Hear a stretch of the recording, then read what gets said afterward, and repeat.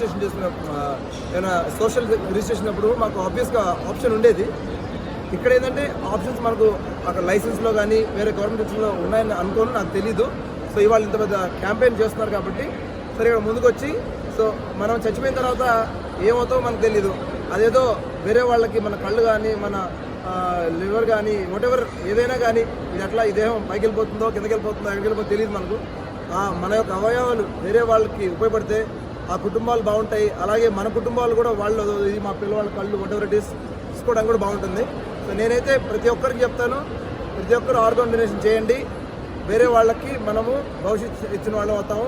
ఒక ప్రాణాన్ని ఈ రకమైనటువంటి సందర్భాలు వచ్చినప్పుడు ప్రజల్లో ఒక అవయవదానంపై అవగాహన పెంపొందించడానికి రకరకాలుగా ప్రయత్నాలు చేయడం జరుగుతుంది. సెలబ్రిటీస్ ఎండార్స్మెంట్ తీసుకోవడం కానీ, ప్రెస్ ద్వారా, సోషల్ మీడియా ద్వారా, ప్రింట్ మీడియా ద్వారా, పాంప్లెట్స్ పంచడం ద్వారా, అలాగే ఈరోజు నెల్లూరులో మనకి నారాయణ మెడికల్ కాలేజ్ హాస్పిటల్ వారు ఈ ఫ్లాష్ మాబ్ ఈ ఎంజిఎం షాపింగ్ మాల్ నిర్వహించడం చాలా సంతోషించదగ్గ.